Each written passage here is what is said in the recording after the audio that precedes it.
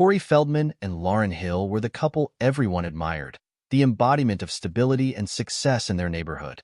Corey was the kind of man who took pride in the simple things. He loved his work as a carpenter, finding solace in the feel of wood beneath his hands, the satisfaction of creating something tangible and lasting. His business, though modest, was successful enough to provide them with a comfortable life. He was the steady rock in their marriage, a man of few words but deep emotions, content with the life they had built together. Every evening, he would return home from his workshop, covered in sawdust, his clothes marked with the day's labor. He would enter the house quietly, his heart warming at the thought of seeing Lauren, of sharing dinner with her after a long day. Lauren, by contrast, was the social butterfly, the life of every gathering. She thrived on attention, her laughter often the loudest in the room, her presence magnetic. She had an innate ability to charm everyone she met, effortlessly engaging in conversation and making friends wherever she went. Lauren managed their home with a meticulous touch, keeping everything in order while also indulging in hobbies that kept her busy. She was an excellent gardener, her flower beds bursting with life, and her paintings, though just a hobby, were good enough to garner compliments from visitors. She was the perfect hostess, always ready to throw a dinner party or a neighborhood barbecue, where she would play the role of the gracious, loving wife. But behind the scenes of this seemingly perfect life, Lauren was growing increasingly restless. The routine that Corey found comforting had begun to feel like a prison to her. The predictability of their days, the same faces, the same conversations, all of it started to weigh on her. Corey's contentment with their life only deepened her frustration. At first, Lauren tried to suppress her feelings, convincing herself that it was just a phase, that every marriage went through periods of boredom. But the discontent grew, gnawing at her, until she could no longer ignore it. She began seeking excitement in small, seemingly harmless ways, flirting with strangers at the grocery store, lingering a little too long in conversations with the handsome barista at the local coffee shop. These small thrills gave her a taste of the excitement she craved, but it wasn't enough. One evening, while browsing online out of sheer boredom, she stumbled upon a chat room. It was a place where people went to flirt, to escape their mundane lives, and Lauren was drawn to it like a moth to a flame. She started chatting with different men, enjoying the attention, the thrill of the forbidden. It was here that she met Timothy, a man who was everything Corey was not. He was younger, with an air of confidence that bordered on arrogance, and he made her feel alive in ways she hadn't in years. The attraction between them was immediate, and their conversations quickly escalated from innocent flirting to something much more intense. Lauren found herself sneaking out of the house to meet Timothy, their clandestine encounters becoming the highlight of her life. The thrill of the affair consumed her, filling the void that her life with Corey no longer could. She stayed out late, returning home with excuses that Corey never questioned, too trusting, too wrapped up in his own world to see what was happening right under his nose. As Lauren fell deeper into her affair with Timothy, she began to distance herself from Corey, both emotionally and physically. She no longer sought his company, no longer cared if he noticed the changes in her. The life they had built together, once a source of pride and joy, now felt like a burden she couldn't wait to escape from. Corey noticed the changes in Lauren, but he kept his suspicions to himself, clinging to the hope that it was just a phase. He had always been the type to avoid confrontation, preferring to push his feelings aside in favor of maintaining peace. But the late nights, the secretive phone calls, and the coldness in Lauren's demeanor were impossible to ignore. He wasn't a fool. He knew something was terribly wrong. The woman who once greeted him with warmth now seemed distant, her eyes never lingering on him for long, as if he were just another piece of furniture in the house. One night, as Lauren was out again, Corey found himself sitting alone in their dimly lit living room. The only sound was the ticking of the old clock on the mantel, each tick amplifying the emptiness of the room.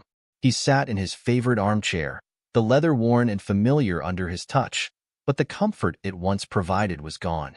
His thoughts raced back to the early days of their marriage, when they were inseparable. They had been so in love, so full of dreams and plans for the future. Corey remembered the way Lauren used to light up at the sight of him, how she would wrap her arms around him and pull him close as if she couldn't bear to be apart. But those days felt like a lifetime ago. Now, she barely looked at him, and when she did, her gaze seemed to pierce right through him, as if he were invisible. He thought about confronting her, demanding the truth, but the fear of what he might hear kept him silent. Instead, he resolved to wait, to gather more evidence before making any move. He would not act on suspicion alone. The idea of spying on his own wife made him feel sick, but the thought of being made a fool of living a lie, was even worse. But Lauren was growing bolder by the day, her recklessness fueled by the thrill of her affair. One evening, she returned home after another rendezvous with Timothy, her cheeks flushed with excitement, her eyes shining with a mixture of guilt and exhilaration. Corey was in the kitchen, chopping vegetables for dinner, his movements slow and deliberate, as if he were trying to keep himself grounded in the mundane task. Lauren watched him for a moment, her mind racing. She could see the tension in his shoulders, the way his hands gripped the knife just a little too tightly. An idea began to form in her mind, a twisted, thrilling idea that made her heart race with anticipation. She walked over to him, her steps light, her voice sweet yet tinged with something darker. "Corey, there's something I need to tell you," she said, the words tasting bitter on her tongue even as she savored the power they gave her. He looked up, his eyes searching hers for any hint of what was coming. The kitchen seemed to close in around him, the air thick with unspoken words. "What is it?" he asked, trying to keep his voice steady, though his heart was pounding in his chest. Lauren took a deep breath, steeling herself for the bomb she was about to drop. "I've been seeing someone," she said, her words slicing through the air like a knife. "His name is Timothy, and he's coming over tonight."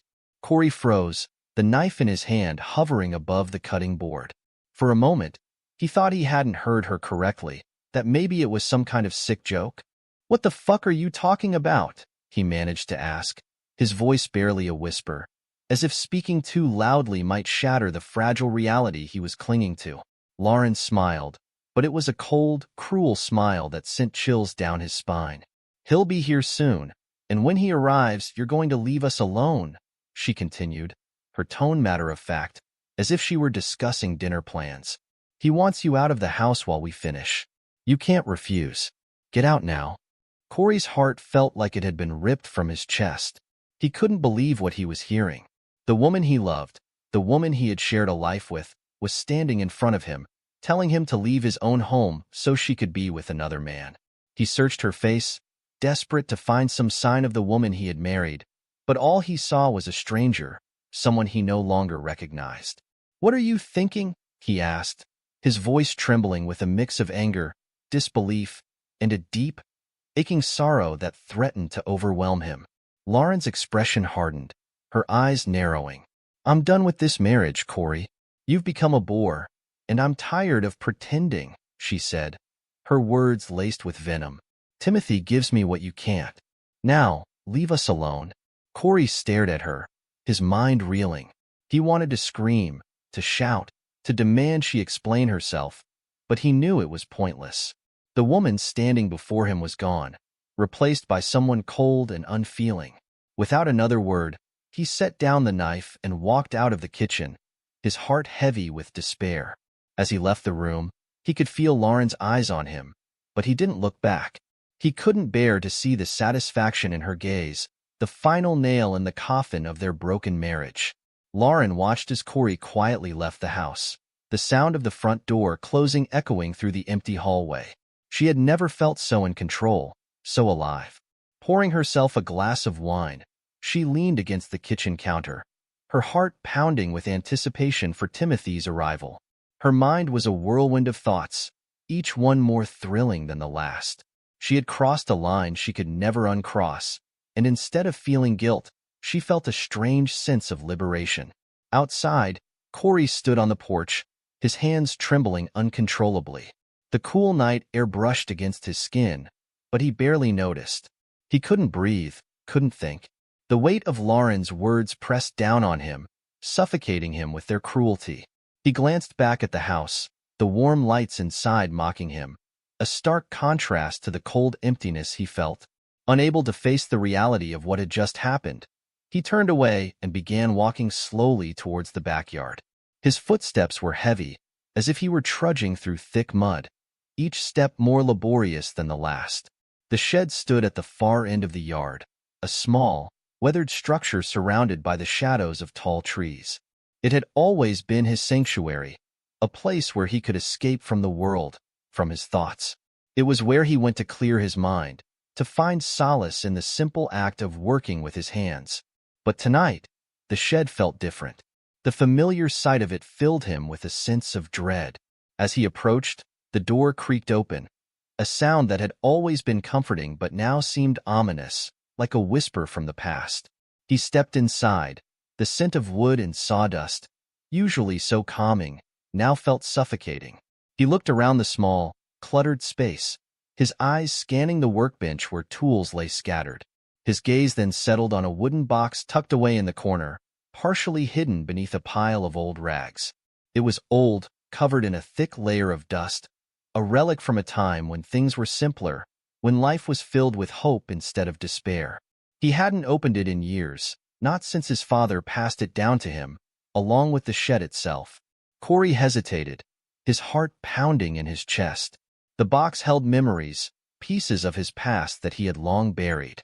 But something drew him to it now, an inexplicable urge that he couldn't resist. Slowly, he walked over to it, his hands shaking as he lifted the lid. Inside, the tools were neatly arranged, each one carefully polished and sharpened. Hammers, chisels, saws, familiar implements of his trade, objects that had once brought him comfort.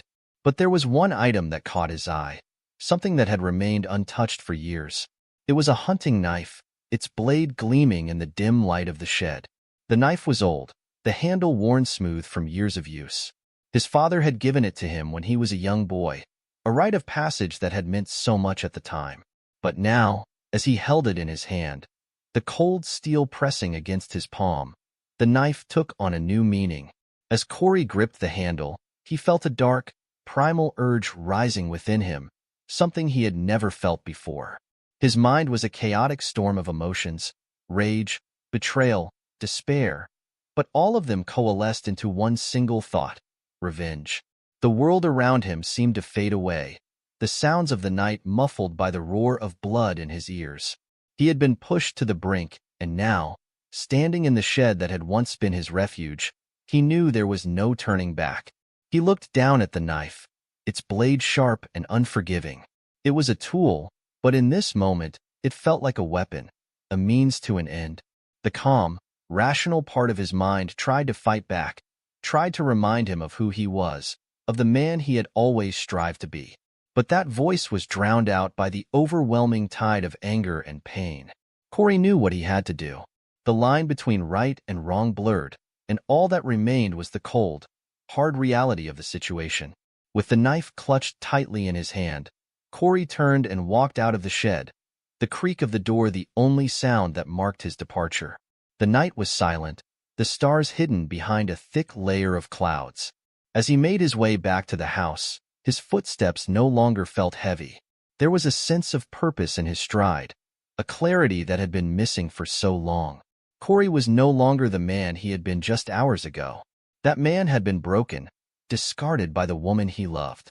The man walking back towards the house, however, was different. He was a man with nothing left to lose, and that made him more dangerous than he had ever been before. Lauren was sprawled comfortably on the living room sofa, her legs draped over the armrest as she sipped her wine, a smug satisfaction playing across her lips. The evening had unfolded exactly as she planned. The thrill of power surged through her, making her feel more alive than she had in years. When the doorbell finally rang, she didn't even flinch. She set down her glass, anticipation tingling in her veins as she moved to greet Timothy. He entered the house with an air of arrogance, his stride confident, as though he had already claimed ownership of everything within its walls. Lauren greeted him with a sultry smile, her heart racing not from love or affection, but from the sheer audacity of what they were about to do.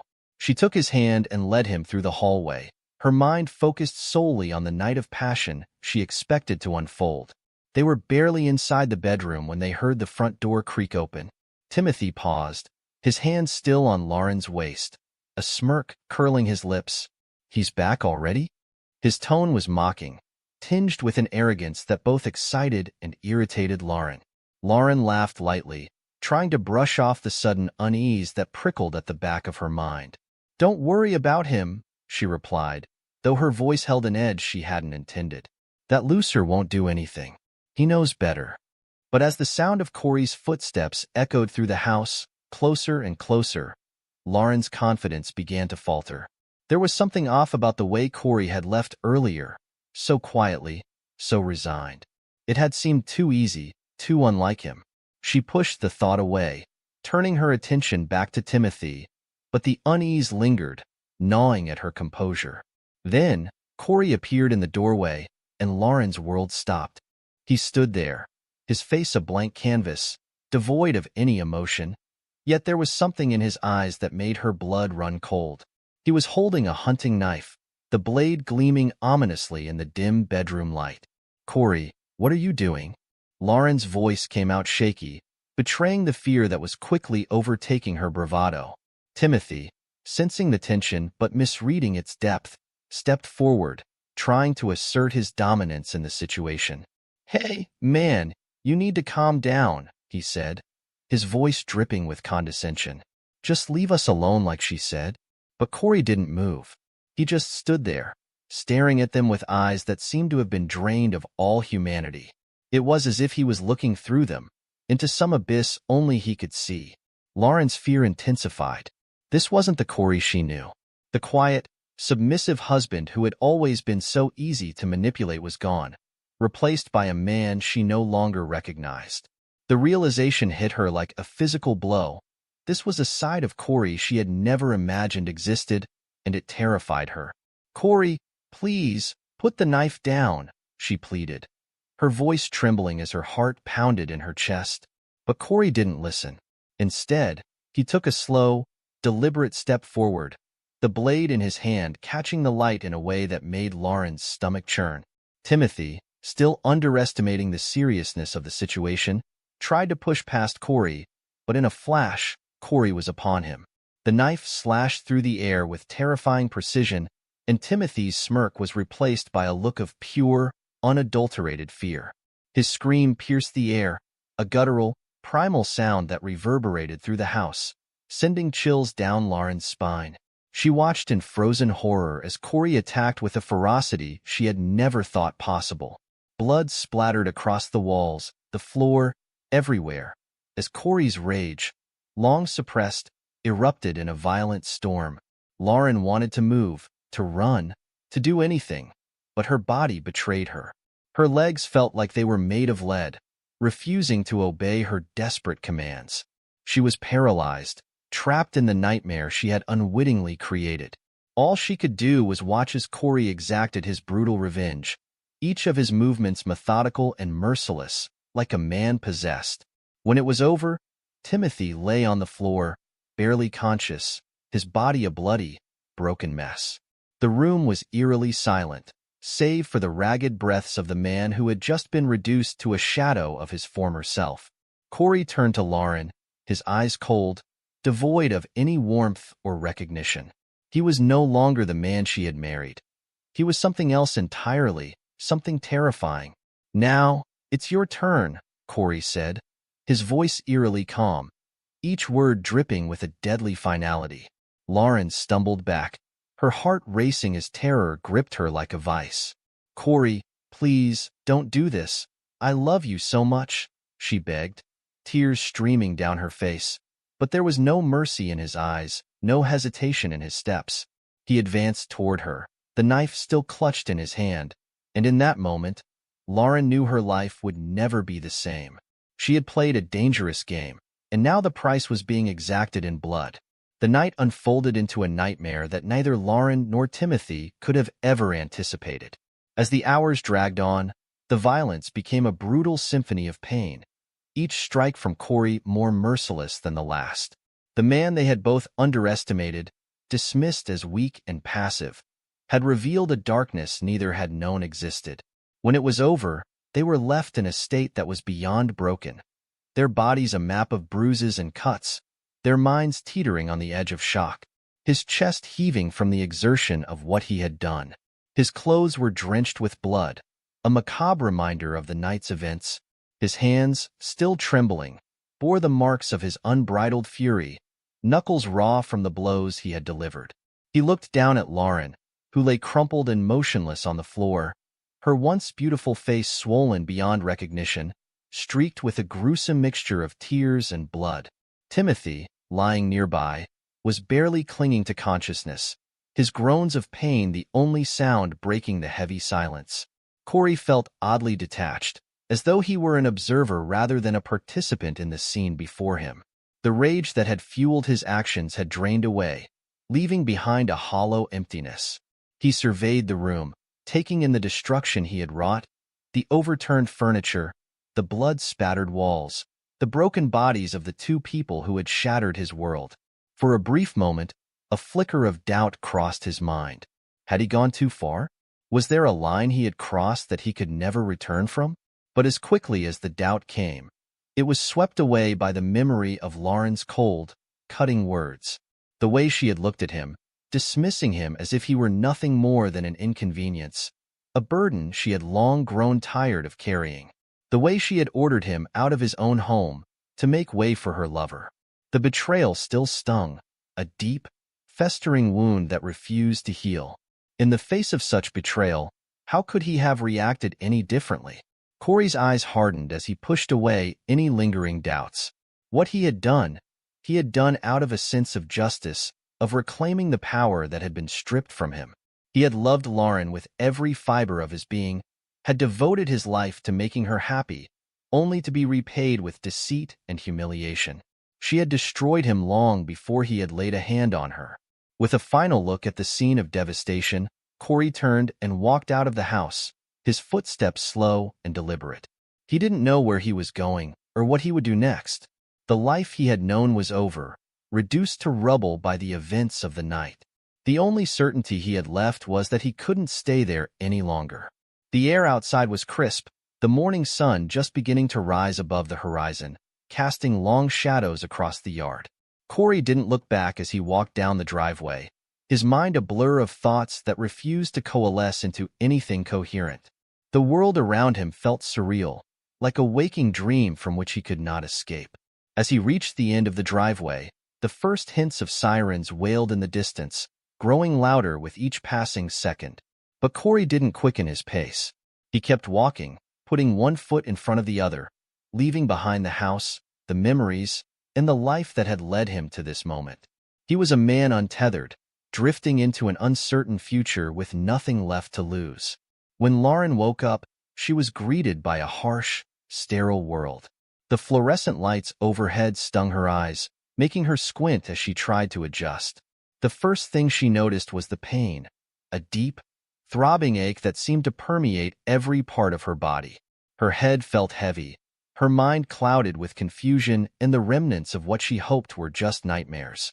As her vision cleared, she realized she was in a hospital room. The walls were a drab, clinical white, the air filled with the soft beeping of machines and the faint hum of voices in the hallway. She tried to move, but a sharp pain shot through her side, forcing her to stay still.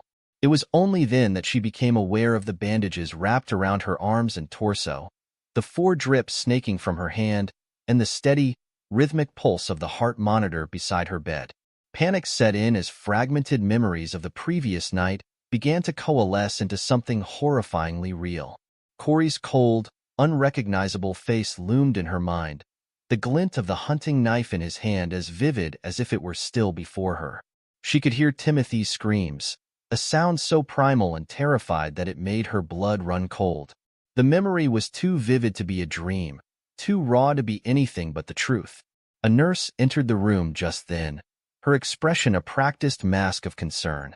She moved with a quiet efficiency, checking the monitors before noticing that Lauren was awake. "You're awake," the nurse said softly, her voice professional yet gentle. "How are you feeling?" Lauren tried to speak, but her throat felt like sandpaper, raw and dry. The nurse, noticing her struggle, quickly filled a plastic cup with water and held it to Lauren's lips, helping her take a few sips. The water was cool, soothing her parched throat, but it did nothing to ease the terror clawing at her insides. Where am I?" Lauren croaked, her voice barely more than a whisper. "You're at the county hospital," the nurse replied calmly. "You were brought in last night with multiple injuries. You've been through a lot, but you're in stable condition now. You're going to be okay." Lauren's eyes darted around the room, searching for something familiar, something that might anchor her in this new reality. But the room was empty save for the medical equipment and the nurse by her side. There was no sign of Timothy. A wave of dread washed over her as she forced herself to ask the question she was most afraid of. "Timothy? What about Timothy?" The nurse's face darkened, her expression tinged with something that looked like pity. "He's in the ICU," she said quietly. "He's stable, but his injuries are severe. The doctors are doing everything they can." The words hit Lauren like a punch to the gut. Timothy, her lover, the man she had risked everything for, was fighting for his life, and she was lying here, helpless, her own body a wreck. She wanted to cry, to scream, to feel something, guilt, remorse, anger, but instead, she felt an overwhelming numbness, a void where her emotions should have been. She lay there in silence, the nurse's words echoing in her mind. Stable but severe. Timothy was still alive, but for how long? And what would happen if he didn't make it? Would Corey be satisfied with what he had done, or was there more to his revenge? Is Corey here?" Lauren asked, a tremor of fear and a flicker of hope mingling in her voice. Despite everything, some irrational part of her clung to the idea that Corey might have come to see her, that some part of the man she had known still cared. The nurse shook her head, her expression neutral but firm. "No one's come to see you yet, but the police were here earlier. They'll need to speak with you once you're feeling better." The mention of the police sent a jolt of fear through Lauren. Of course, the police would be involved. There was no hiding from what had happened, no way to escape the consequences of her actions. The reality of her situation was beginning to sink in, the gravity of what she had done and the terrible price she would now have to pay. Lauren closed her eyes, overwhelmed by the weight of it all. She had brought this upon herself, and now there was no turning back. The nightmare was far from over, and she knew that the hardest part was still to come. The days that followed were a blur of police interviews, medical treatments, and endless hours of lying in a hospital bed, staring at the ceiling. Lauren felt as though she were trapped in a nightmare she couldn't escape, the weight of her actions pressing down on her with an almost physical force. The hospital room, once a place of recovery, had become her prison, its white walls a constant reminder of the hell she had wrought. Each day, the police came with their relentless questions, their faces a mix of curiosity and professional detachment. Their questions were probing and unforgiving, each interrogation stripping away a layer of her carefully maintained composure. Each time she recounted the events of that fateful night, it was like reliving the horror anew. Corey's cold, emotionless gaze, the flash of the hunting knife, Timothy's screams echoing in her mind. It felt as though the walls of the room were closing in, suffocating her with the enormity of her own guilt. The police informed her of Corey's fate. He had turned himself in shortly after leaving the house, walking into the local police station covered in blood, his demeanor eerily calm. He confessed to everything, his assault on Timothy, his attack on Lauren, and the destruction he had left in his wake. There was no trial, no lengthy legal battle. Corey had pleaded guilty to all charges, and his lack of remorse shocked everyone. The courtroom was devoid of dramatic showdowns or emotional outbursts. Corey's admission was simple and chilling, his blank stare reflecting the cold indifference he felt towards his actions. Lauren was overwhelmed by a tumultuous mix of emotions. Anger simmered beneath her surface, directed at Corey for the brutality he had inflicted. But intertwined with that anger was a deep-seated guilt for her role in setting off the chain of events that led to the violence. She had been the catalyst, her betrayal driving Corey to the brink. The realization was unbearable. Her actions had not only destroyed her marriage but also left deep scars on everyone involved. Timothy's condition was precarious for weeks. His injuries, though eventually stabilized, had left him in a state of profound vulnerability. When Lauren visited him in the hospital, the once vibrant spark in his eyes was replaced by a vacant, haunted look. The man who had once been her lover could barely look at her. Their relationship, once fueled by excitement and infidelity, was now a painful reminder of their shared transgressions. There was no solace to be found in their encounters, only a stark realization of the damage done. Lauren's own physical injuries healed slowly, but the emotional scars were far deeper and more enduring. The support she once took for granted had vanished. Friends and neighbors who had envied her perfect life now avoided her, their pitying glances and whispered judgments a constant reminder of her fall from grace. The community that had once celebrated her now saw her as a pariah, a cautionary tale of a life gone terribly wrong. The reality of her situation settled in as she lay in her hospital bed, alone and broken. Her marriage was in ruins, her reputation obliterated. She had nothing left but the painful memories and the relentless question of how she would ever begin to rebuild her life. The path to redemption, if such a path existed, seemed impossibly distant. All that remained was a profound sense of isolation and the haunting knowledge of the lives she had irrevocably altered.